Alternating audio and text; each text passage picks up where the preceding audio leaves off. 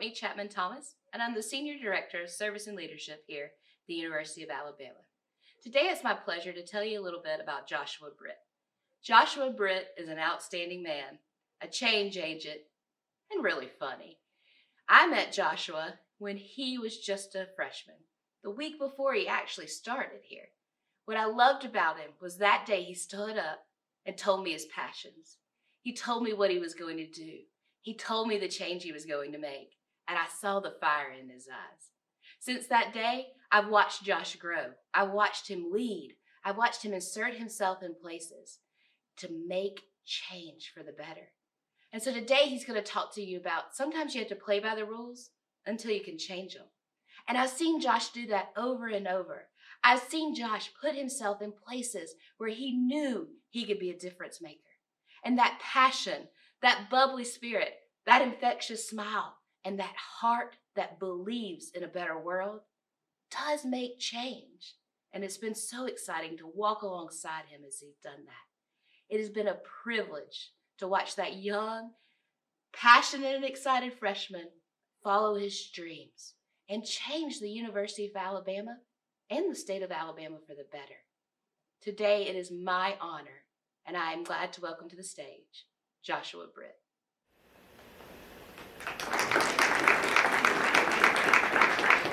Awesome. Well, thanks, Courtney, for that kind introduction. I know you're watching at home. I really appreciate it. I actually hadn't seen that before I was backstage and getting to watch it, and that almost brought me to tears, so if I start randomly crying on stage, that's why. But my name is Josh Britt, and my revolutionary idea is that sometimes you have to play by the rules in order to change them. But before we get into that too much, I'm going to tell you a little bit about me. I'm a senior here at the University of Alabama, majoring in economics on the accelerated master's track.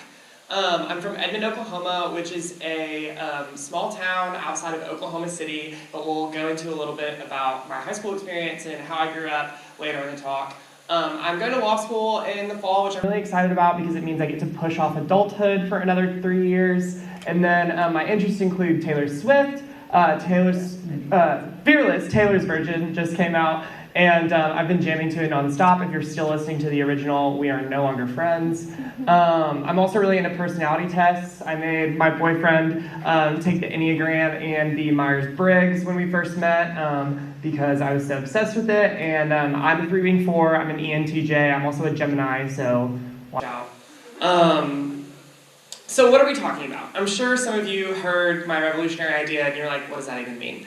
And so I'm going to break it down for you guys a little bit. So first we're going to talk about, we're going to do it out of order in this sentence, so bear with me. But first we're going to talk about the rules. So in life, there are a lot of rules that we abide by, some of which we have agreed to. That's like the social contract, right? So we've decided that we're not going to do harm unto others unless it's in self-defense, right? And those are the things that are part of the rules that we've agreed to. That's the social contract. But then there are other rules that we didn't necessarily agree to, but that have unfortunately kind of been placed upon us. And those are things like power structures. That's things like privilege, right? So there are certain power structures in life where people possess power over others, not necessarily because they created that power structure, but they were just kind of born into that, right? Well, due to that inequity, I'm a firm believer that we should be working to change those power structures. And I think that's generally a pretty well-accepted thing, so that's part of my talk as well, but that's my personal belief, is that we should be changing those inequitable power structures, so that's the second part of this sentence. But then the third part, which actually comes at the beginning, so sorry that I'm doing some mental gymnastics over here, but that third part is the most important part, and it's sometimes. So this revolutionary idea is sometimes you have to play by the rules in order to change them. I want you all to hear, before we get too deep into this conversation, that this is just my personal experience. This is what I had to do in order to change the rules as marginally as I could while I was here at the University of Alabama, is I had to play by them. I'm not saying this is the only way to change the rules, and I want you all to hear that. There are many a different way to change the rules, but for me, playing by the rules is how I changed them. So, when the rules aren't fair, there are typically three responses, three big actions that we take. The first is inaction. We take it lying down. And this is something that I personally don't recommend. This is probably the one thing that I don't recommend is just to take it lying down when the rules aren't fair. I'm a firm believer that we should be enacting change when we see things that aren't fair or aren't equitable. The second thing is that we raise our voices, and this is typically can be really effective.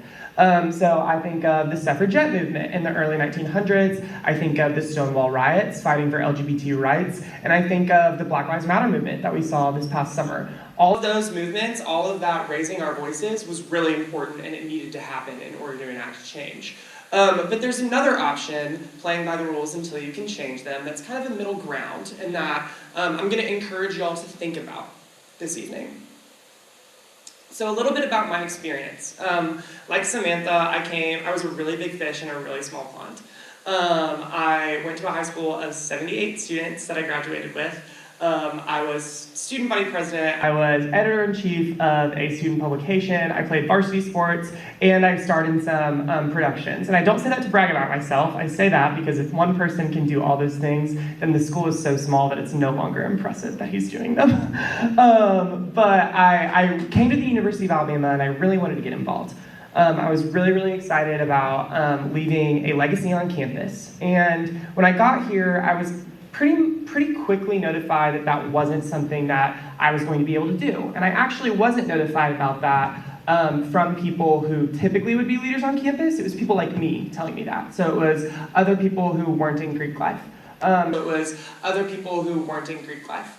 It was other people who were out-of-state students. It was other people who were part of the LGBT community were telling me that there really isn't a place for big campus leadership for you here, just because of the way that campus is run.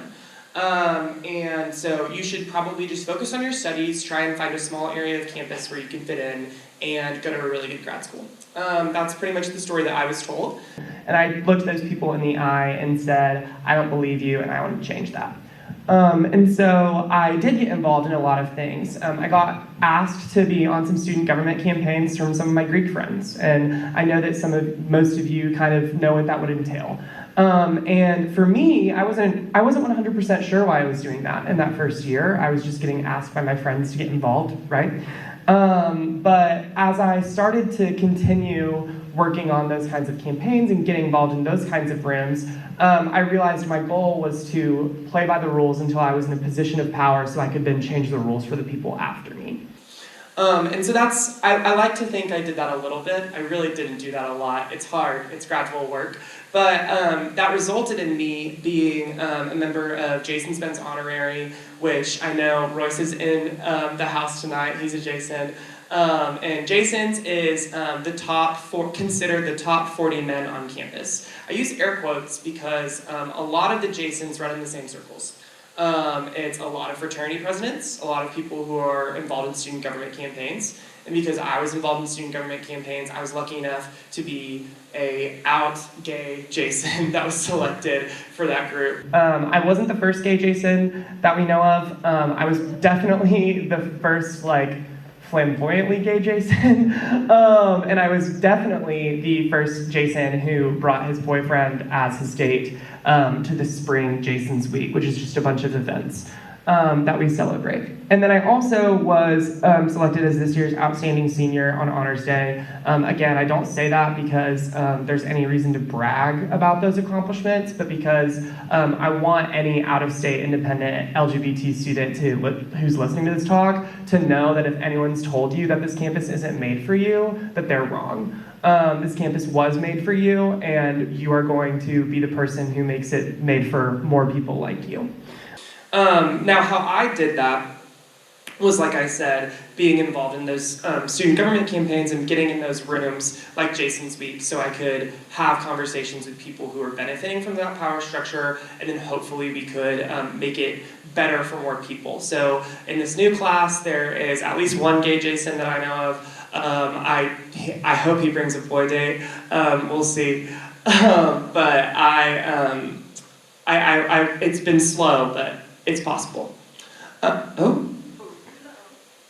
There we go. Okay. So I also just wanted to touch on the fact that like this isn't just me. This is one of my idols, Ruth Bader Ginsburg. As I'm sure a lot of you know, she was a trailblazer in her field.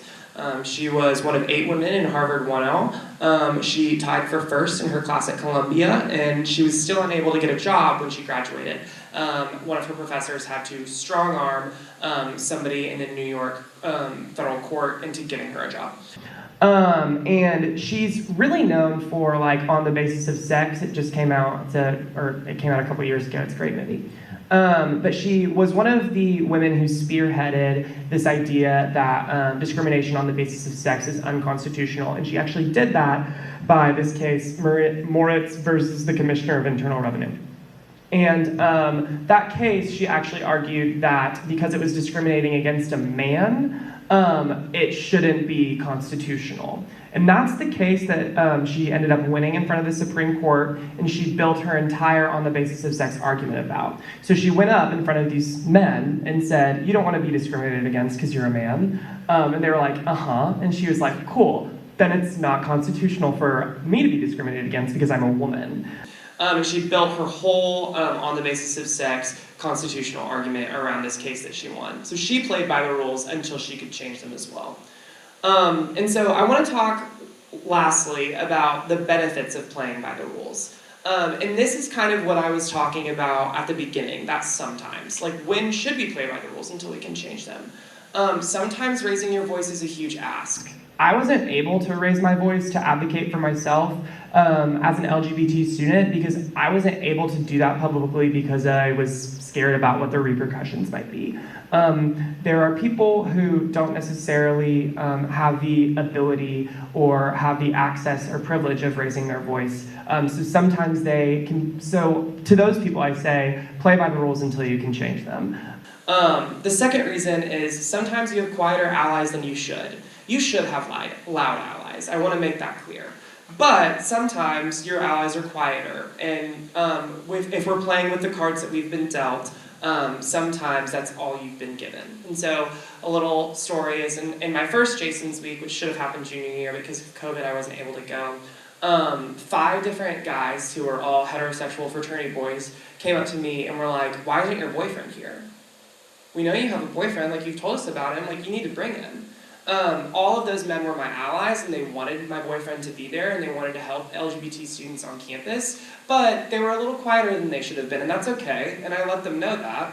But because I was playing by the rules until I could change them, I was then able to bring my boyfriend, and I was able to find it. It can avoid coming off as a little tone deaf. So if I'd showed up on campus and I had raised my voice really loud about how upset I was that I wasn't going to be SGA president one day, which, to be clear, I never was, but if I was upset about that, that comes off really tone deaf. There are bigger things happening on campus, there are bigger things happening in this state, and there are bigger things happening in this nation that we need to handle before we handle the fact that a gay kid can't run for SGA president at the University of Alabama. There are really big issues that we need to fix in this nation before we fix those, and I felt as though it wasn't my duty to come off tone deaf, and so that's why I played by the rules until I could change them. So I also want to just leave you with the quote, like Samantha, know the rules well so you can break them effectively. It's by the Dalai Lama.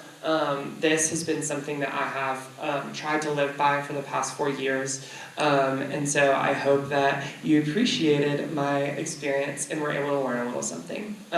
If you want to talk to me after this talk and learn a little bit more about my experience, maybe you're a student like me who's trying to figure out how he or she can get involved on campus, I would love to talk to you about that.